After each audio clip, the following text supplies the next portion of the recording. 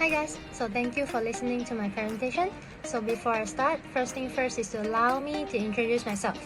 So my name is Tan Shanting, you also can call me ST for short, and my student ID is 2025-0109-0027. So today I will talk about one of the biggest corruption scandal in the history, Malaysia 1MDB scandal. It's a story of power, money, and corruption. It also involved billions of dollars, a Hollywood movie, and even a runaway billionaire. So, what are you waiting for? Let's go!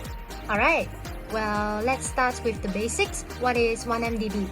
So 1MDB stands for One Malaysia Development Berhad, a government fund set up in 2009.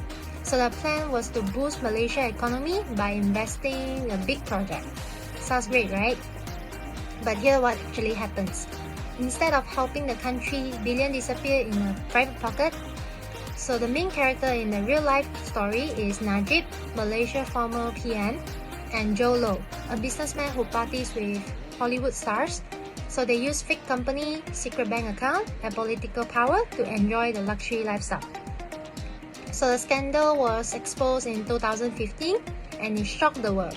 So it basically the Wolf of Wall Street, but invests with the taxpayer money.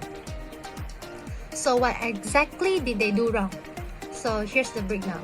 Imagine that your parents give you money for school, but you spend it on a luxury car instead. So that's what they did with 4.5 billion USD. So some of the officials were paid off to stay quiet. So if someone give you 1 million to took the other way, would you? Hopefully not. So the stolen money was hidden in the fake company, luxury real estates, and even the Hollywood film. They even faked the financial report to make everything looks legal.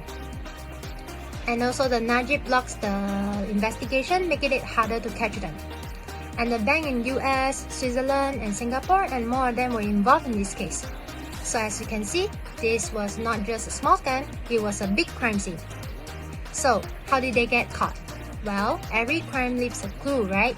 So in 2015, a journalist from the Wall Street Journal found some interesting bank transfer. So they have discovered that millions have mysteriously appeared in Najib's personal account. Meanwhile, people noticed that Joe Low was living like a king, throwing yacht party with the Hollywood stars. And the international authorities, include FBI, were started to investigating. So Malaysia people, they have started to protest because they were angry their tax money was stolen. So finally, in 2018, a new government took over it and Najib was arrested. So if you steal that much money, you can't hide it forever. Okay, so what happens to the people who involved? So Najib jailed for 12 years and fined for 210 millions for prime minister to a prisoner. What about Joe Low? Well, he ran away and still hiding somewhere, maybe on a yacht, maybe in disguise, nobody knows. And the banker and the officials, many were arrested, fined or banned from working in the finance industry. So what about the journalists and the whistleblower? So some got trapped, but with their bravery, they helped to expose the truth. So this proves that no matter how powerful you are, corruption will catch up with you. So as you can see, the damage wasn't just personal, big businesses suffered too. So 1MDB collapsed, leaving Malaysia with billions in debt. So Goldman Sachs, a top US bank, was fined billions for helping with fraud. So Malaysia government have to pay off 1MDB debts, hurting the economy. And the investors got scared because who wants to do business in a corrupt system, right? And so this also leads to Malaysia's reputation was damaged, affecting the future foreign deals.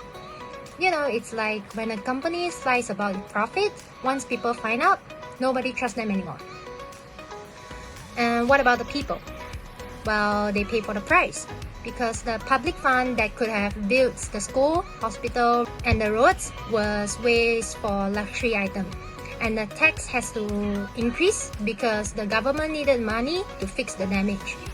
So this also leads to people have lost trust in politicians, leading to mass protests and political change. So even Malaysia credit rating dropped, making it harder for country to borrow money. So to conclude, one scandal affects the whole country. So what can we learn from this mess? Well, I think that transparency is the key. because every ringgit from public money should be accounted for. And I think that whistleblower matter is important because without the brave reporters, this might have stayed hidden until now. And the strict financial monitoring is needed because I think that larger transactions should be checked properly. And the public pressure works because the protest helps push for justice. And the international cooperation is important because I think that many countries works together to track the stolen money. And most importantly, if something sounds too good to be true, well, probably is. And how do we stop from this happening again? So here's the conclusion: a stronger anti-corruption law, because I hope that no more loopholes for the rich, and the regular audits, because I think the government funds should be checked frequently, and protect the whistleblower, because I think that more people will speak up if they feel safe. And educate the public is important because I think that the more we know, the harder for the corruption to spread. And track the stolen money, because I think that once stolen cash is recovered, it must be returned to the public. So basically, if we don't fix the system, the history will repeat itself. And that's the story for 1MDB. So this case is a huge lesson for government, businesses, and all of us. So corruption isn't just about stealing money, it's about stealing opportunities, trust, and future. So next time you heard about public fund being mismanaged, ask questions, because if we don't, we might end up with another 1MDB. So thank you for listening to my presentation, and remember, integrity isn't just important, it's a non-negotiable. So as you can see, I also have attached some of the reference that I have used in this assignment. And last but not least, I would like to thanks to our lecturer for guiding me in this assignment. And that is all from me. Thank you. I'm Esti, and your attention is appreciated. Thank you.